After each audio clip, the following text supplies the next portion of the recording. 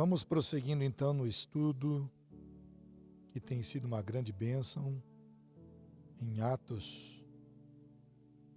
Sempre temos enfatizado que são atos do Espírito Santo, através da vida da igreja, dos apóstolos, da membresia. E hoje nós vamos para o texto de Atos, capítulo 3, dos versos 1 até o verso 10. Certo dia, Pedro e João estavam subindo ao templo na hora da oração, às 3 horas da tarde. Estava sendo levado para a porta do templo, chamada Formosa, um aleijado de nascença, que ali era colocado todos os dias para pedir esmolas aos que entravam no templo. Vendo que Pedro e João iam entrar no pátio do templo, pediu-lhes esmola. Pedro e João olharam bem para ele, e então Pedro disse: "Olhe para nós." O homem olhou para eles com atenção, esperando receber deles alguma coisa. Disse Pedro: "Não tenho prata nem ouro, mas o que tenho, isto lhe dou. Em nome de Jesus Cristo Nazareno, ande." Segurando-o pela mão direita, ajudou-o a levantar-se, e imediatamente os pés e os tornozelos do homem ficaram firmes. E de um salto pôs-se em pé e começou a andar. Depois entrou com eles no pátio do templo, andando, saltando e louvando a Deus.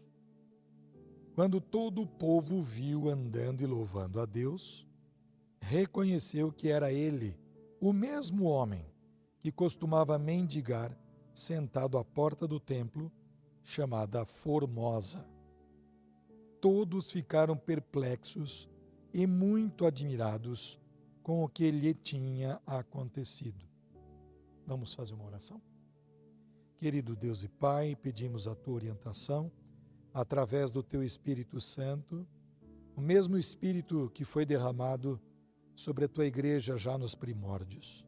Sabemos, ó Deus, que estamos sob a influência daquele momento tão poderoso, e este derramar do Espírito Santo nos alcança hoje.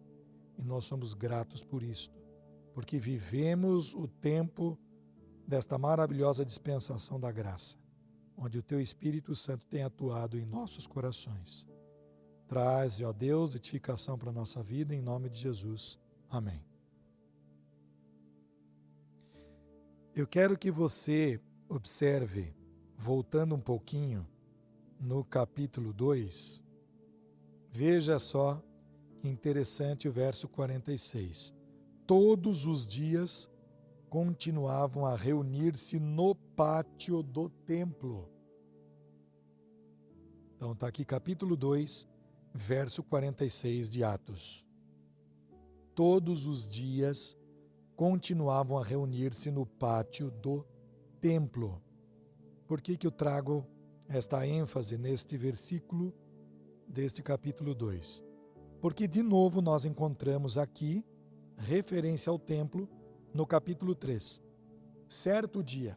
Isso significa que estarem no templo diariamente tornou-se uma rotina, tornou-se um compromisso, não algo assim enfadonho, não algo assim nesta rotina pesada, mas uma rotina sempre cheia e carregada do poder do Espírito Santo de Deus. Nós vemos aqui uma igreja em plena atividade, porque o Espírito Santo estava operando no coração de cada um. E este certo dia implica este compromisso. E aqui nós vemos dois líderes da igreja, Pedro e João, subindo ao templo. Todos os dias eles estavam no templo. E havia uma hora muito especial para eles aqui. 3 horas da tarde. Era a reunião de oração deles. Pedro e João estavam subindo ao templo na hora da oração, às 3 horas da tarde. Quando o Espírito Santo de Deus vem sobre a nossa vida, ele desperta em nós este movimento para a oração. Nós estamos aqui caminhando pela palavra da verdade, as Sagradas Escrituras, mas simplesmente estarmos informados a respeito de Deus, desse movimento todo, sobre igreja, sobre louvor, sobre adoração, sobre coração transformado, sem oração. A igreja não prospera. Não há poder para a igreja sem o exercício da oração. E aqui vemos em Atos, com muita clareza, o exercício da oração. A importância de diariamente desenvolvermos o hábito pela oração. Isso precisa ser constante na nossa vida. Nós que estamos sob a influência do Espírito Santo, sob a ministração de suas mãos em nossa vida. E então nós vemos que à medida em que estes dois líderes da igreja subiam ao templo, do lado deles também subia um homem levado para a porta do templo onde Pedro e João costumavam fazer as suas orações às 3 horas da tarde. E ali aquele homem foi colocado na porta chamada Formosa. Não se sabe exatamente que porta é esta. Isso se perdeu por conta da destruição do templo, deste templo aqui. Não é mais o templo de Salomão, é um templo maior do que o templo de Salomão. É o templo que foi ampliado em proporções muito maiores do que Salomão planejou, por Herodes o Grande. E este templo foi destruído no ano 70 por Antíoco Epifânio. Tá? Então, é deste templo que nós estamos falando aqui hoje. E esta porta chamada Formosa, não se sabe exatamente, perdeu-se no templo por esses movimentos na história também. O fato é que esta porta existiu, a palavra de Deus registra isso, e ali estava um aleijado de nascença. Quem escreveu Atos, escreveu de uma perspectiva médica, e Lucas era um médico. E ele enfatizou, dentro de uma metodologia da medicina, enfatizando o problema que aquele sujeito vivia, aleijado de nascença. Então já era uma situação miserável. Ele não poderia passar adentro para o pátio interno, onde ficavam ali os apóstolos, Pedro e João, juntamente com os demais judeus, porque ele era aleijado, era defeituoso. E pelas regras daqueles tempos, não podia alguém impuro, aleijado, coxo, defeituoso, entrar no pátio para fazer as oferendas ali. Então ele era colocado simplesmente na porta. Além de aleijado, ele era também um homem pobre. Que condição social terrível, né? E não havia nenhum incentivo por parte do governo da época em oferecer algum auxílio. Então ele carecia simplesmente da misericórdia das pessoas que entravam e saíam do templo. Então ali estava aquele homem, não se sabe o nome dele. O fato é que duas características muito tristes são colocadas aqui diante dos nossos olhos como leitores da palavra, em relação ao seu estado, aleijado de nascença e colocado ali todos os dias para pedir esmolas aos que entravam no templo. Então, vendo Pedro e João que eles iam entrar no templo, vendo que Pedro e João iam entrar no pátio do templo, então, como nós falamos, no pátio do templo, pediu-lhes esmolas. Então, nós temos a parte de fora do templo, temos um pátio do templo, onde ficamos judeus comuns para oferecer os seus sacrifícios, e temos o templo propriamente dito, com a primeira sala, chamada sala ali com o candelabro, os pães da preposição, e aí nós temos lá no interior o Santo dos Santos. Lembra-se que quando Jesus morreu, o véu rasgou-se de cima a baixo no templo? Foi para que ficasse bem claro que em Cristo Jesus nós temos acesso a Deus pelo sangue que Ele derramou por nós, o sangue do novo e vivo caminho. Então, este mendigo e aleijado de nascença interrompeu Pedro e João, pediu-lhes uma esmola. Ficam algumas lições interessantes. Estes homens estavam vivendo aqui uma forte ação do Espírito Santo. Eles já haviam experimentado aquele evento fantástico do derramar do Espírito Santo e agora eles se deparam com esse sujeito pedindo esmola. Quando o Espírito Santo é derramado, não é derramado apenas para que a igreja receba dons, talentos, no sentido de ficarem aconchegados uns aos outros, partindo o pão de casa em casa, louvando a Deus. Mas aqui outra questão começa a fazer parte do que nós vemos no capítulo 2. Começava a contar com a simpatia de todo o povo. O derramar do Espírito Santo é para trazer poder para a igreja proclamar a palavra de Deus também para aqueles que estão longe, distantes. Porque este homem representa a condição de um pecador. Nós nascemos em pecado. Em pecado nos concebeu nossa mãe. Salmo capítulo 51, você pode fazer a leitura dos 10 primeiros versículos. Você vai ver que nós já nascemos em pecado. Nós não vamos, à medida em que crescemos, recebendo influências terríveis deste pecado para nos tornar pecadores. Não. Somos pecadores desde que nascemos. E aqui este aleijado de nascença aponta para este ensino da palavra de Deus. Tá claro isso? Interessante, né? Aí o que aconteceu aqui? Pedro e João não desprezaram aquele mendigo. Quantas vezes nós observamos pessoas desprezando, né? Mendigos, fazendo vistas grossas, passando reto. Mas aqueles homens, cheios do Espírito Santo, pararam. E o que eu fiquei aqui admirado no texto é que os dois disseram o seguinte para ele: olhe para nós. Olhe para nós. Ali estão os líderes da igreja. Nesse momento a igreja está com 3.000 membros. E aqueles homens falaram: olhe para nós. E o homem olhou com atenção para eles, pensando que poderia receber alguma oferta, algum donativo, quem sabe algum quilinho ou alguma moedinha para ele poder fazer uma comprinha. Quem sabe ele tivesse família para sustentar através de pedir esmolas. E ele estava com essa expectativa. Assim é o mundo. Quando o Espírito Santo começa a tocar no coração de alguém que está no mundo, para trazê-lo para um ambiente de comunidade, essa pessoa talvez ostente uma certa expectativa em relação à igreja. Eu vou para a igreja porque na igreja eles podem me ajudar, na igreja eles podem, né?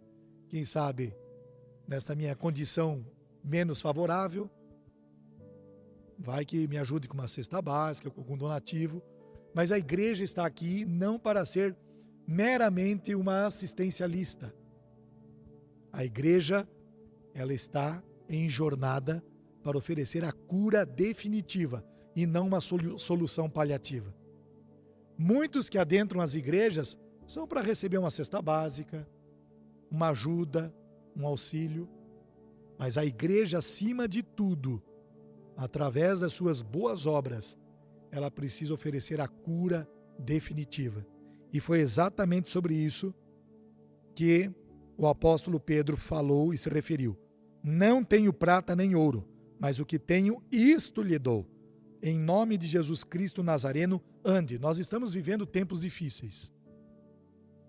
No mercado, as coisas estão caras. E a tendência é que piore. Mas é claro que isso não tira do nosso coração a esperança de que as coisas possam melhorar. Mas estamos vivendo tempos complicados sobre a terra. Tem uma guerra acontecendo aí, que ela não acabou ainda. Acabamos de sair de uma pandemia. E isso trouxe situações complicadas na área da economia. Emprego hoje está muito difícil. E aqueles que têm um emprego e que ganham pouco, pensam 2 vezes, 3 vezes, 4 vezes, 10 vezes, antes de se aventurar para um outro. Nós vemos a pobreza tem se alastrado. Muito embora o governo hoje, e muitas iniciativas de ONGs e de tantas outras igrejas, procurem aplacar essa mazela no nosso país e no mundo inteiro. Infelizmente, a miséria para uns é uma grande fonte de oportunismo. Os pobres não passam de massa de manobra.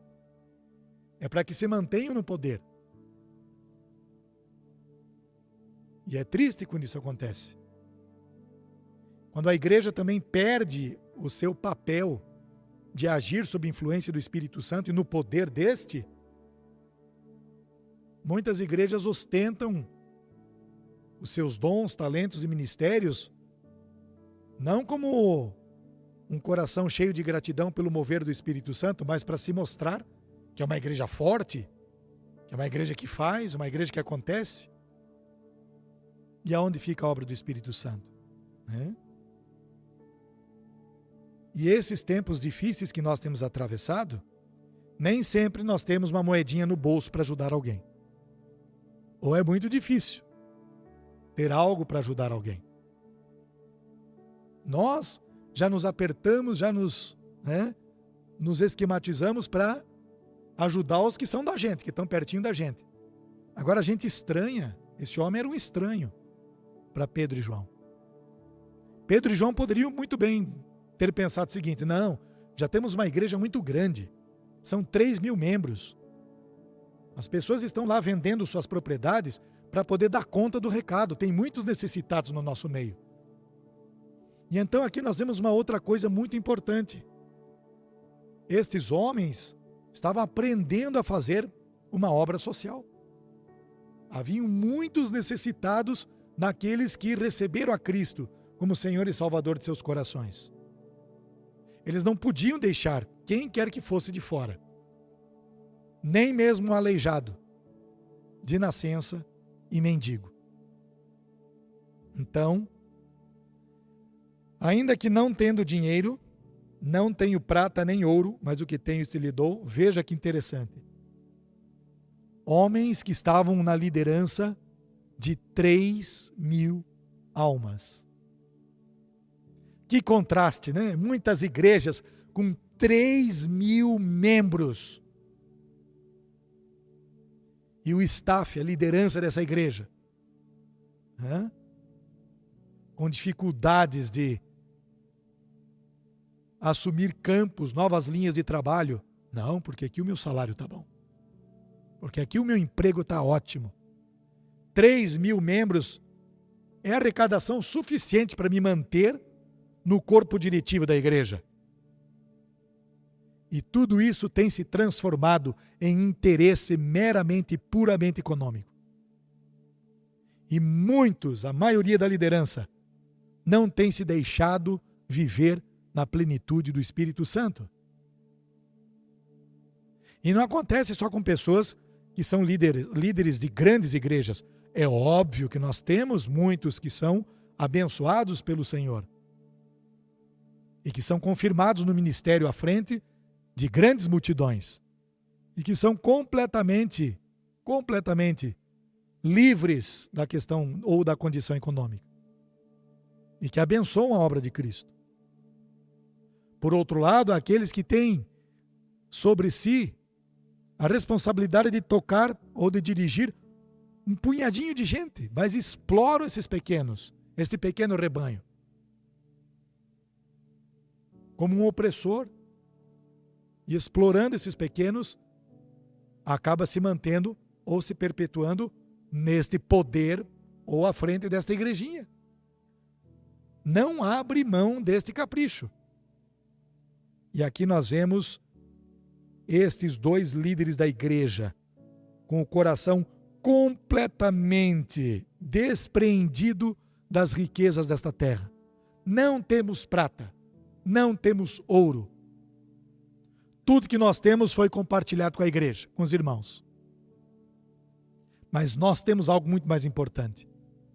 Em nome de Jesus Cristo, o Nazareno, ande. Então, qual é a obra que está acima da obra social na igreja? É a obra da cura. É a obra da cura.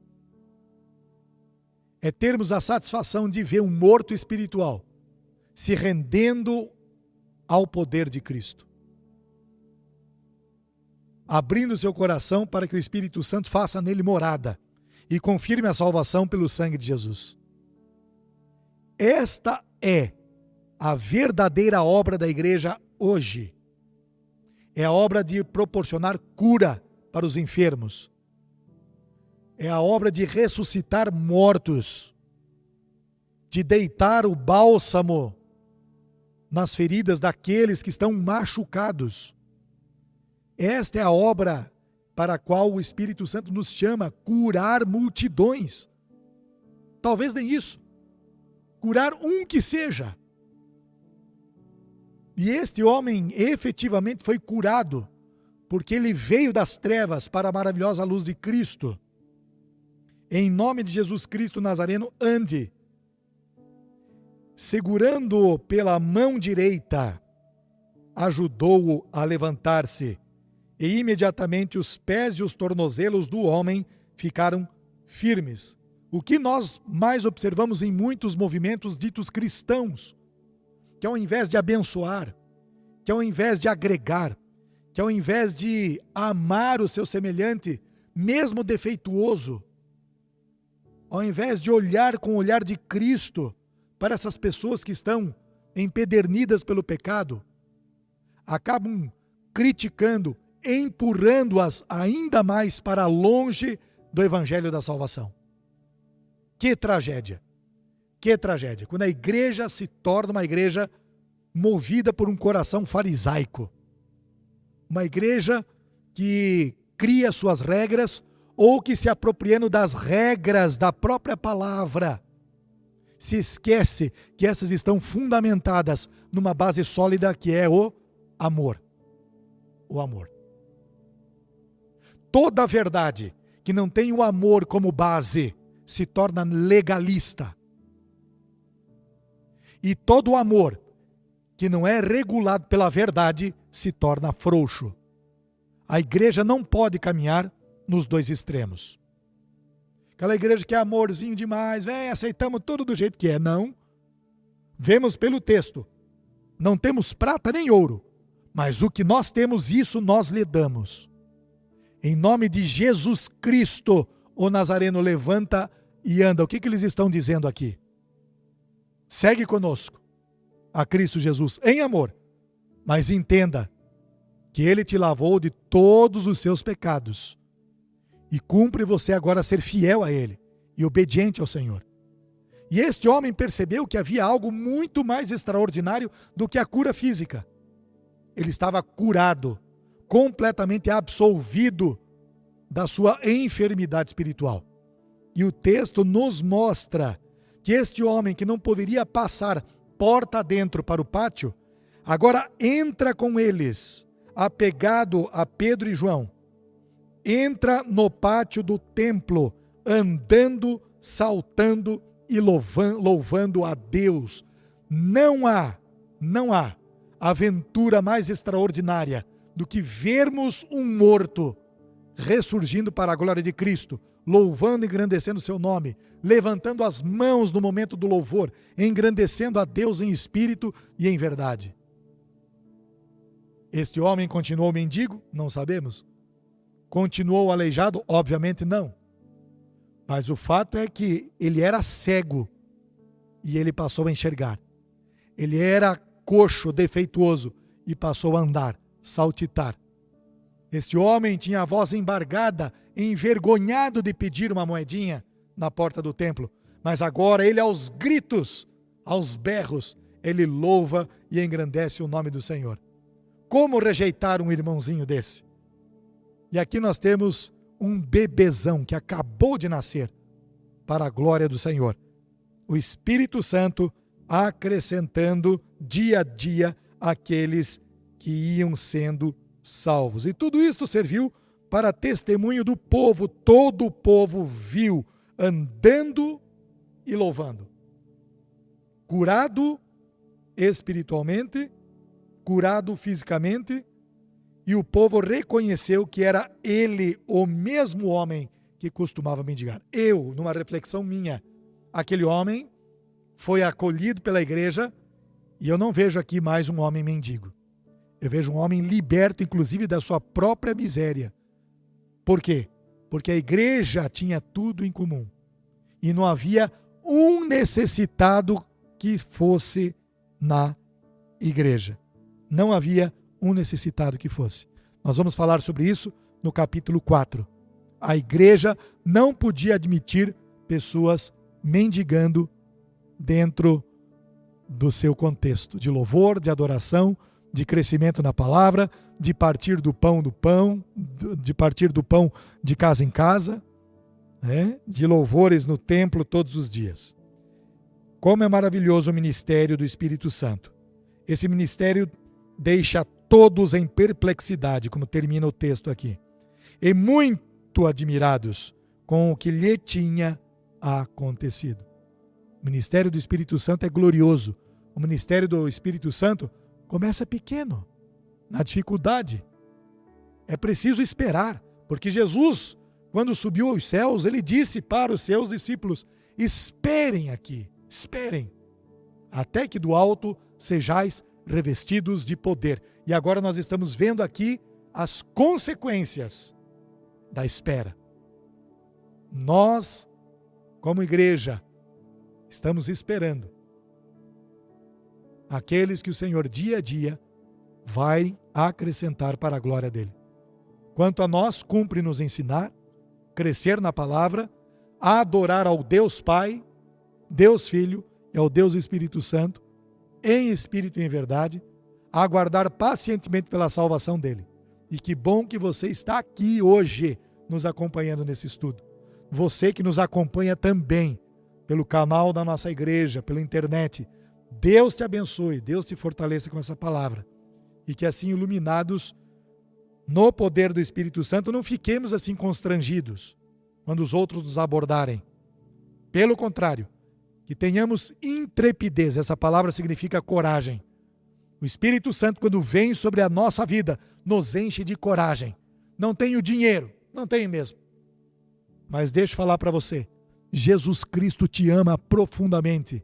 Arrependa-se dos seus pecados, entregue o seu coração a Ele e desperte-se para uma nova vida que só é proveniente do poder e do revestimento do Espírito Santo de Deus.